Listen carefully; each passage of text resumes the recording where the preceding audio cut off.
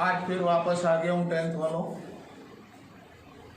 ये अब चैप्टर हमारा ख़त्म होने पर आ रहा है। मतलब ये समझ लो, हो सकता है आज का लेक्चर आखिरी लेक्चर। तो मैं अपने स्टूडेंट से एक रिक्वेस्ट करूँगा कि आप लोग प्लीज़ मेरे को फीडबैक दें कि आपको इसके बाद कौन सा चैप्टर चाहिए, तो मैं वो चैप्टर शुरू कर दूंगा। सब आपकी मर्जी के ऊपर डिपेंड करता है।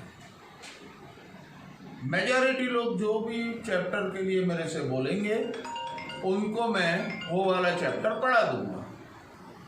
तो प्लीज़ आप लोग मुझे मैसेज करें कि आप कौन सा चैप्टर मैं लूँ। नंबर 1।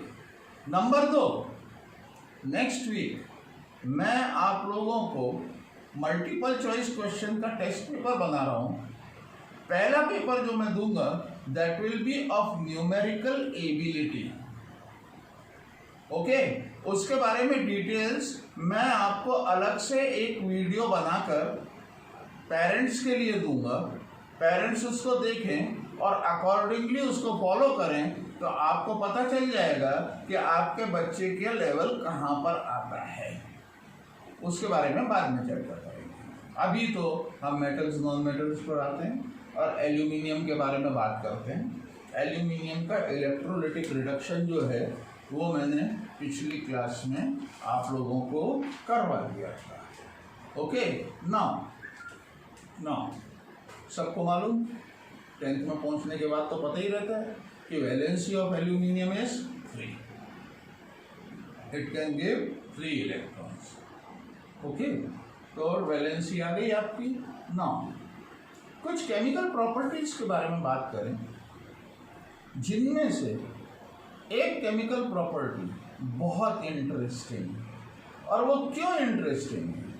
वो इसलिए इंटरेस्टिंग है कि नाइट्रिक एसिड जो है which is a highly reactive acid, but even then it can be stored into aluminium containers without corrosion.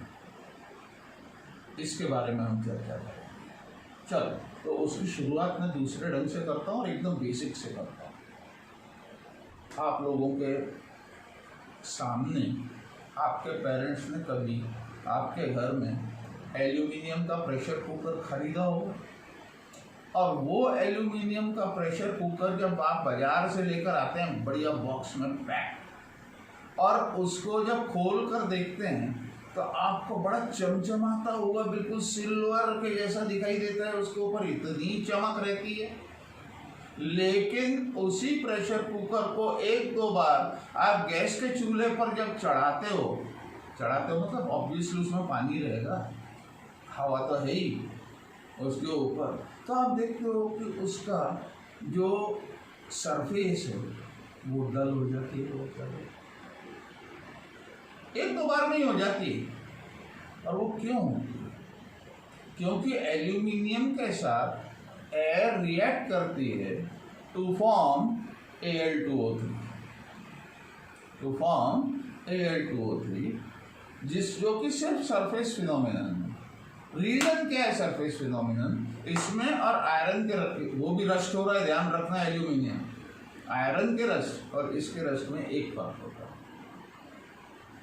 Iron का जो रस्ट रहता है दैट इज पोरस, मतलब Fe2O3.FeOH थ्राइस जो होता है, जो सरफेस के ऊपर बनता है, वो पोरस होता है। मतलब उसके बीच में छेद रहते हैं फर्दर डैम्प एयर को अंदर घुसने के लिए। तो फर्दर डैम्प एयर जो है वो अंदर घुसती जाती, खाती जाती, Fe2O3 FeOH थ्राइस बनाती जाती, और वो रस्ट बनते जाता है टिल द टाइम, अगर आप रखो उसको 1-2 साल, तो आप देखोगे कि 1-2 साल के अंदर आयरन जो है वो पूरी की पूरी तरह से रस्ट में कन्वर्ट हो जाता है। कारण क्या है? कारण एक ही है कि वो जो रस्ट बनता है उसके बीच में पोरोसिटी रहती है, और वो पोरोसिटी की वजह से डैम्प एयर अंदर भी पेनिट्रेट हो जाती है।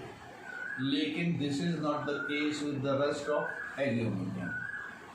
एल्यूमिनियम जो होता है वो एक thin protective layer of Al2O3 surface के ऊपर बनाता है, जिससे कि फिनिशिंग डल हो जाती, कोई बात नहीं।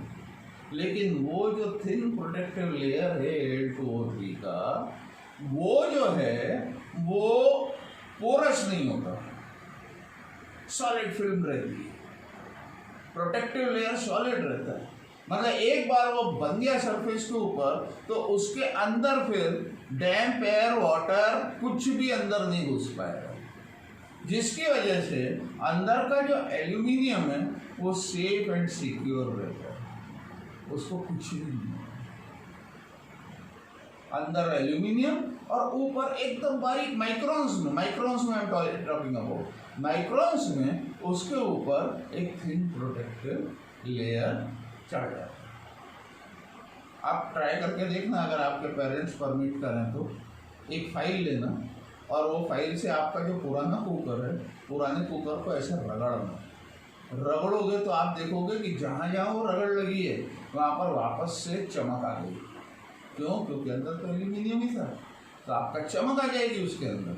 लेकिन फिर वापस 2-3 दिन बाद देखोगे उसको तो वापस वो वैसे ही डल फिनिश हो जाएगा, क्योंकि वापस से बन जाएगा Al2O3 वहाँ पर, तो वापस से हो जाएगा। ठीक है, ये जो Al2O3 होता है, it does not react with nitric acid. Aluminium reacts with nitric acid but Al2O3 does not. So what happens is कि अगर आप कंटेनर के अंदर ये नाइट्रिक एसिड HNO3 रखते हो तो वो पहले से ही डल फिनिश हो गया होता है काफ़ी दिन से, तो उस चक्कर में Al2O3 की लेयर हो जाती है, बीच में बफर बना देती है वो नाइट्रिक एसिड और एल्यूमिनियम के बीच में, और उसकी वजह से फर्दर जो एल्यूमिनियम जो है अंदर का, that can not react with nitric acid. That's why nitric acid can be stored in aluminium containers. Sulphuric acid नहीं कर सकते, आपको ग्लास की बर्नी रखती है। हाइड्रोक्लोरिक एसिड भी नहीं रख सकते आप, लेकिन नाइट्रिक एसिड जो है वो आप आराम से उसके अंदर रख सकते हैं। एसिड्स, Al2O3 की तो बात ही नहीं कर रहा हूँ हम, अब एसिड्स की एल्यूमिनियम के ऊपर, क्योंकि हम लोग पढ़ एल्यूमिनियम रहे हैं, Al2O3 नहीं पढ़ते। तो एल्यूमिनियम के साथ अगर आप हाइड्रोक्लोरिक एसिड के साथ रिएक्ट कराओ तो आपका एल्यूमिनियम क्लोराइड बन जाएगा और हाइड्रोजन विल बी इवॉल्व। उसके आपने देखा होगा HCl, हाइड्रोक्लोरिक एसिड, देखो आप 2Al plus 6 HCl gives you 2 AlCl3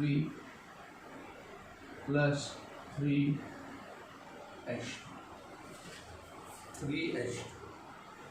आपको मालूम है कि हाइड्रोजन की रिएक्टिविटी एल्यूमिनियम से कम है, और मैंने इसके पहले एपिसोड में ही बताया था कि ज़्यादा रिएक्टिव मेटल कम रिएक्टिव इलेक्ट्रोपॉजिटिव एलिमेंट को डिस्प्लेस करके उसकी जगह पर बैठ जाता है और हाइड्रोजन इज इवॉल्व। ओके, ये इसकी रिएक्शन है।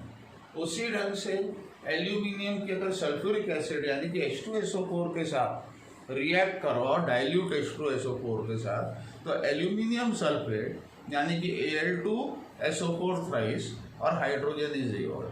लेकिन वही एल्यूमिनियम को हॉट एंड कॉन्सेंट्रेटेड H2SO4 के साथ रिएक्ट करो, 2Al plus 6 H2SO4, इसमें लिखेंगे हॉट एंड कॉन्सेंट्रेटेड के साथ अगर रिएक्ट कराएंगे तो आपका Al2SO4 थ्राइस मतलब एल्यूमिनियम सल्फेट तो बनेगा ही, लेकिन उसके साथ साथ सल्फर डाइऑक्साइड भी बनेगा और वाटर बनेगा, हाइड्रोजन नहीं बनेगा।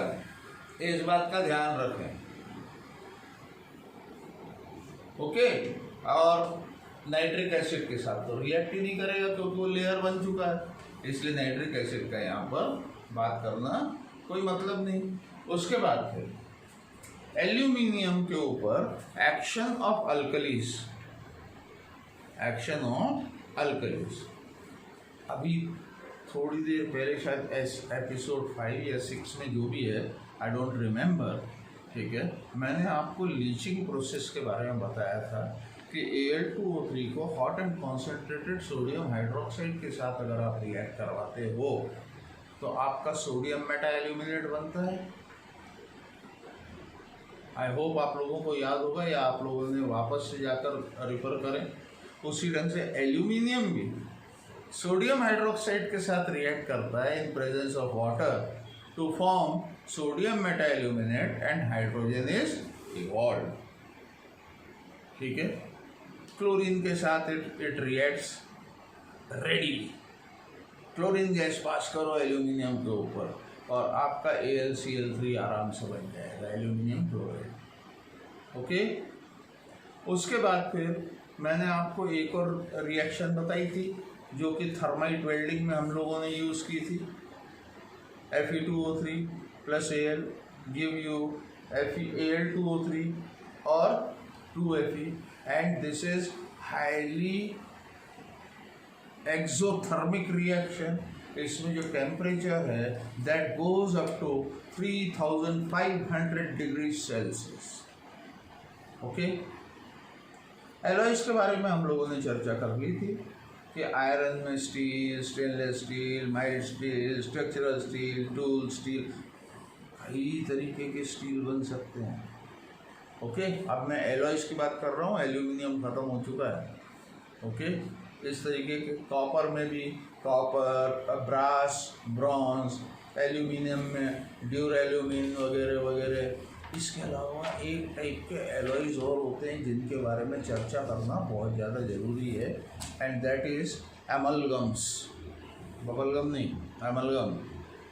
Okay, what are amalgams? Amalgams are alloys, but specific type of alloys। अगर आप किसी भी मेटल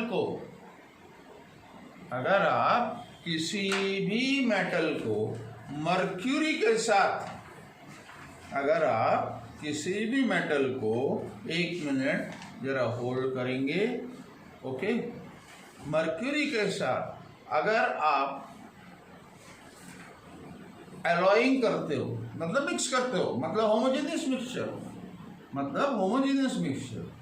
ओके, तो जो एलॉय बनता है that is known as amalgam. For example, sodium को मर्क्यूरी के साथ सोडियम अमलगम, टिन को मर्क्यूरी के साथ टिन अमलगम, कॉपर को मर्क्यूरी के साथ कॉपर अमलगम। इस तरीके से अलग अलग टाइप के अमलगम्स बनते हैं। लाइट चली गई इसलिए अभी फिर शुरू रखते हैं, क्योंकि मेरी वीडियोग्राफर बोल रही है कि मेरी शक्ल अच्छे से दिख रही है सब लोगों को, इसलिए इसको चालू ही रखते हैं, बंद क्यों करें। ओके, तो इसका भी बहुत ज़्यादा यूज़ है। बहुत ज़्यादा यूज़ कैसा?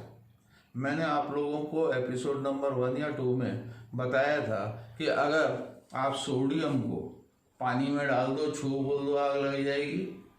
उसके अलावा ये भी बताया था, या नहीं बताया होगा तो अब बता रहा हूँ, कि आप सोडियम को केरोसिन में से निकालो, क्योंकि it is always stored in kerosene. Sodium को निकालो और यहाँ पर ऐसा रख दो। जैसे ही रखोगे वैसे ही जो एयर के अंदर ऑक्सीजन है, it will react with that sodium और जलने लगेगा। It is highly reactive. लेकिन वही सोडियम को जब आप मर्क्यूरी के साथ मिक्स करके सोडियम अमलगम बनाते हो तो वो आपके रूम टेम्परेचर पर स्टेबल रहता है।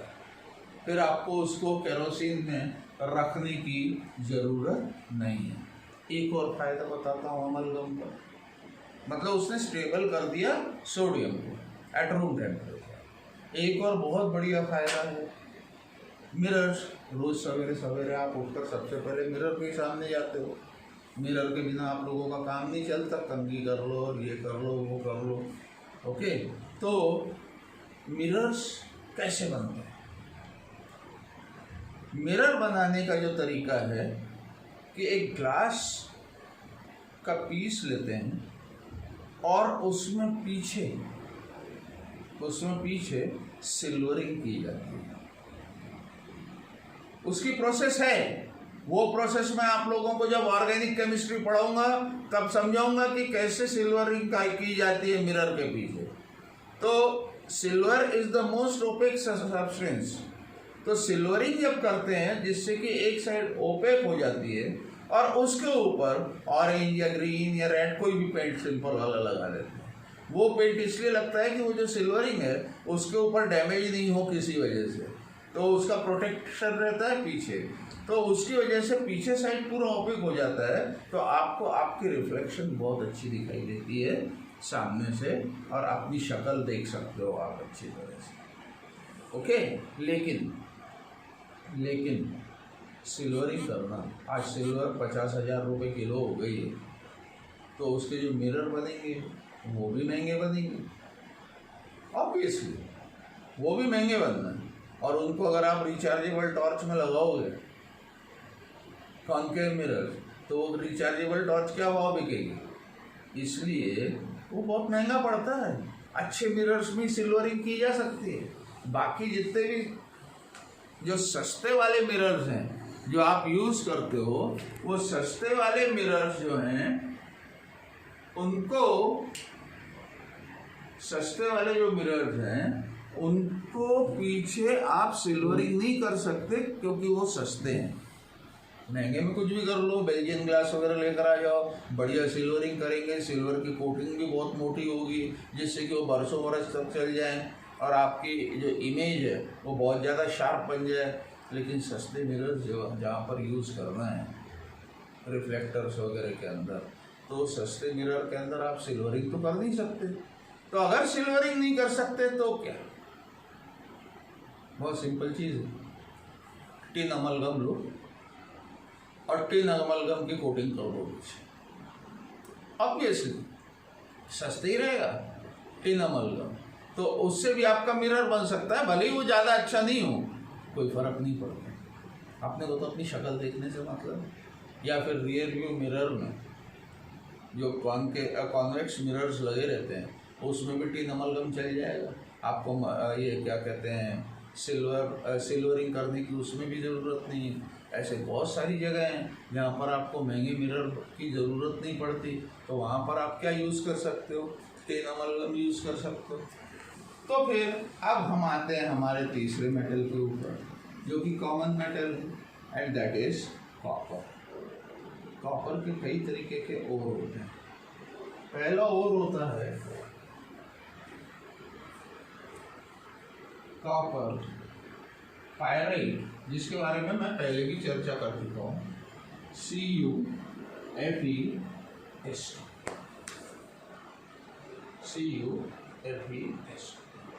दूसरा होता है कॉपर ग्लैंस, Cu2S। तीसरा होता है malachite, CuOH twice dot CuCO3। ये जो है तीसरा मैलाकाइट, ये कॉपर का रस्ट। डैम्प एयर में लंबे टाइम तक अगर आप कॉपर रखो तो आपने देखा होगा उसके ऊपर ग्रीनिश कलर की कोटिंग आ जाती है। वो जो ग्रीनिश कलर की कोटिंग है that is nothing but malachite CuOH twice CuCO3। ये कॉपर का रस्ट है और कुछ भी नहीं। उसके बाद फिर चौथा है क्यूप्राइट, Cu2O। और एक और होता है azurite, that is 2CuCO3 dot CuOH twice. दोनों एक जैसी चीज है, ये सब रस्ट है और कुछ भी नहीं। तो कॉपर का ओर लिया जाता है और जनरली जो कॉपर का ओर अपने को मिलता है पर्टिकुलरली इंडिया में, वो होते हैं ये दो, number one, mainly number one और नंबर टू, CuFeS2 और Cu2S। ऑब्वियसली ओर लिया, उसकी ग्राइंडिंग वगैरह की या फिर वो डायरेक्टरी क्रशर वगैरह यूज़ किया, वॉट एवर द केस में भी, ओके। उसके बाद फिर उसको कॉन्सेंट्रेशन के लिए ले जाते हैं, and concentration is done by roasting, obviously, sorry, froth flotation. Concentration is done by froth flotation. Froth flotation होने के बाद उसकी फिर रोस्टिंग की जाती है। कॉन्सेंट्रेटेड और जो है उसकी रोस्टिंग की जाती है, जिसमें मॉइस्चर रिमूव होता है, number one. Volatile impurities remove होती है, नंबर टू। और कॉपर पायराइड जो है दैट इज पार्शियली ऑक्सीडाइज्ड। अब देखें आप, कॉपर पायराइड क्या है?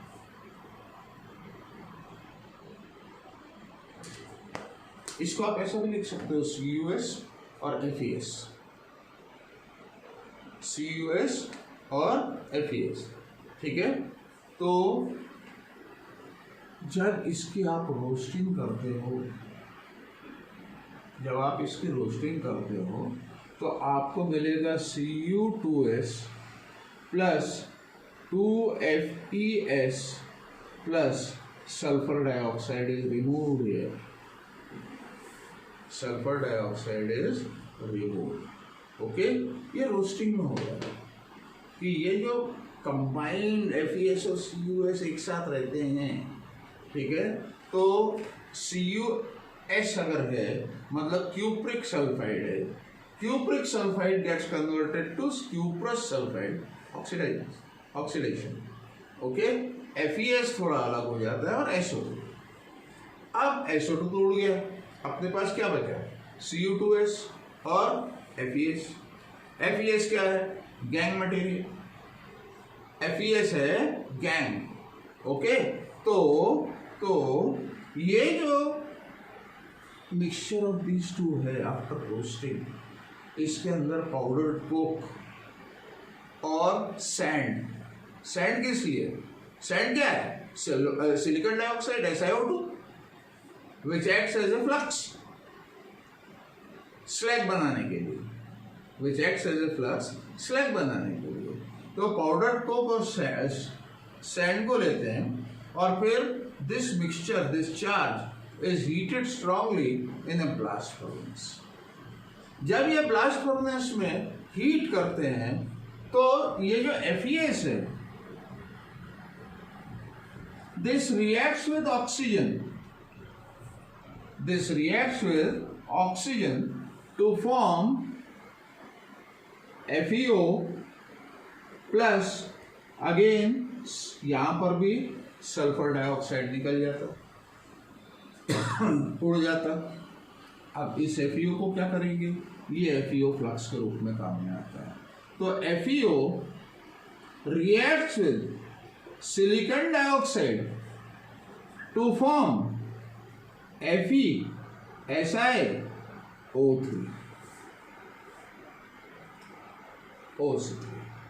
ओके। इसी के साथ साथ आपका स्लैग जो है वो आपका बाहर निकल जाएगा, अब आपके पास जो Cu2S है, उस Cu2S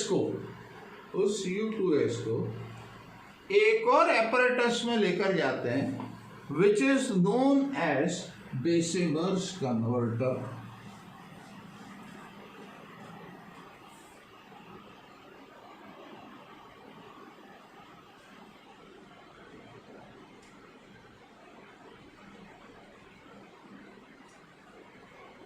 बेसिमर्स कन्वर्टर, इसकी आइडिया देता हूँ आपको।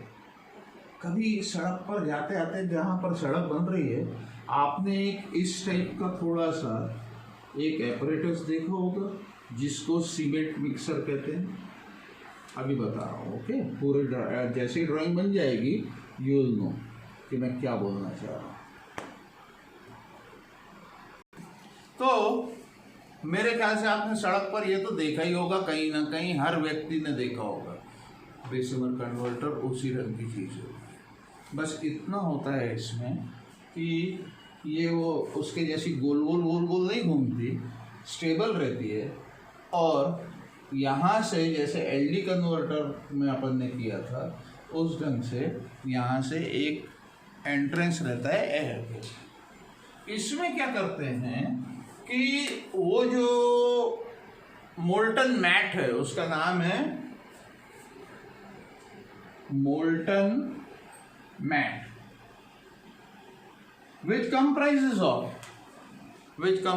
of FES, which comprises of FES, Cu2S, अभी मैंने लिखा था बोर्ड के ऊपर, मोल्टन स्टेट में उसको इसके अंदर पोर कर दिया जाता है। और पोर करने के बाद फिर यहाँ से blast of hot air pressure से इसके अंदर, जैसा एलडी कन्वर्टर में भेजा था वैसे इसमें भी भेजते हैं। अब इसके अंदर जब भेजते हैं तो ये जो Cu2S है, this gets partially oxidized, to Cu2O, ये एयर की वजह से इट गेट्स, मतलब पूरा का पूरा Cu2S जरूरत नहीं है अपने को, उतनी एयर डालने की जरूरत नहीं है, पार्शली ऑक्सीडाइज करते हैं। पार्शली ऑक्सीडाइज मतलब पहले तो पूरा Cu2S था, Cu2S था, तो 2/3 जब Cu2O में कन्वर्ट हो जाता है तब एयर को रोक दिया जाता है। क्यों? क्योंकि उसके बाद क्या होता है, 2 पार्ट Cu2S और Cu2O और 1 पार्ट Cu2S, ओके, ये दोनों आपस में लड़ाई करने लगते हैं, आपस में रिएक्ट करने लगते हैं एक दूसरे से। तो आपको मिलता है 2 Cu2O plus Cu2S gives you 6 copper plus sulphur dioxide. और ये सल्फर डाइऑक्साइड जो है ये उड़ जाता है, गैस है, ऑब्वियसली उड़ना है, तो आपको यहाँ पर क्या मिला, कॉपर, ठीक है। अब ये जो कॉपर इसमें जो मिलता है that is known as blister copper. Blister copper क्यों? ब्लिस्टर का मतलब अपनी लेमन लैंग्वेज में अपन बोलते हैं अरे यार छाले हो गए पैर में, छाले हो गए हाथ में, छाले हो गए बॉडी के ऊपर। छाले क्यों होते हैं? इसको नाम ब्लिस्टर कॉपर क्यों दिया गया? क्योंकि जब ब्लास्ट बंद करते हैं तो ऑब्वियसली कुछ रिएक्शन यहाँ हो रही, कुछ यहाँ, कुछ यहाँ, कुछ यहाँ, कुछ यहाँ, हर जगह हो रही है। सबसे जल्दी कूलिंग ऊपर की सरफेस के ऊपर होगी, तो सरफेस पर एक पपड़ी बन जाएगी।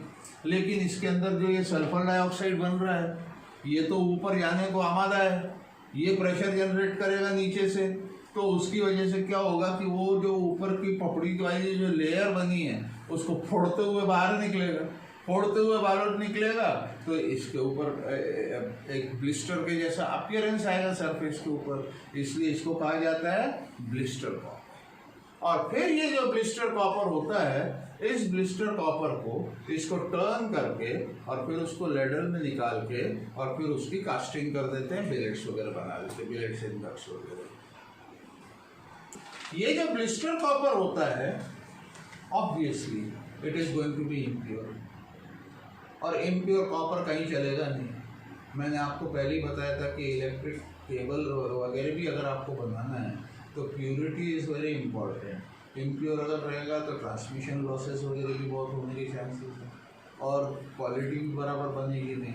तो प्योरिटी के लिए आप लोगों को पहले ही मैं समझा चुका हूँ इलेक्ट्रोलिटिक रिफाइनिंग कि किस ढंग से एनोड मेड वगैरह, अगर आप लोगों को याद नहीं हो तो पुराने एपिसोड्स देखें और उसमें समझें। अब इसका अंतिम पोर्शन आता है एलॉयज। एलॉयज का परसेंटेज कि कौन से एलॉय को क्या बोलते हैं और उसमें कितना परसेंट क्या क्या होता है। तो ये बताने की बजाय what I am going to do is, मेरे पास ये टेबल बना हुआ है ये टेबल मैं आपको इस वीडियो में भिजवा देता हूँ, इसको अपने पास रखें संभाल कर, तो आपके लिए बेहतर होगा। देखें अब आप,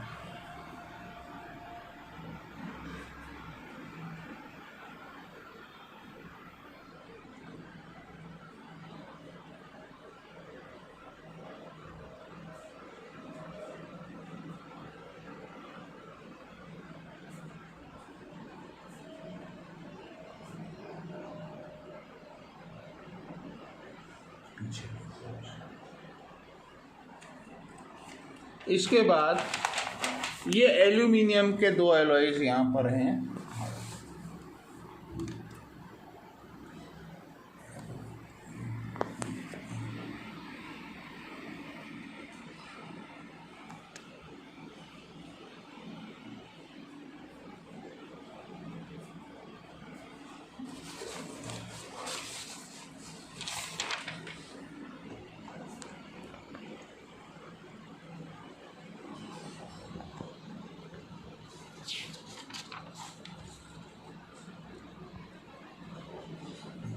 तो आई होप आप लोगों का क्लियर पिक्चर गया होगा उसका।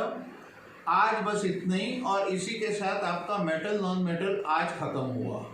ओके, अब आप लोगों के फीडबैक की मैं राह देखूंगा कि आपको कौन सा चैप्टर अब अगला चाहिए, नंबर 1। और नंबर 2, एक वीडियो मैं आप लोगों को भेजूंगा ऑन योर व्हाट्सएप, मेरे जो स्टूडेंट्स हैं उनको, तो उसमें मैं आपको डिटेल्स बता दूंगा कि टेस्ट पेपर किस ढंग का बनेगा। तो अकॉर्डिंगली आप लोग अपनी तैयारी कर लें और उस हिसाब से आप मेरे को उनके देखेंगे आगे किस ढंग से बनता है। लेट मी थिंक, अभी मैं पूरी तरह से क्लियर हुआ नहीं हूँ कि टेस्ट पेपर किस ढंग से लिया जाए online, but I try to do it. Okay, till then bye.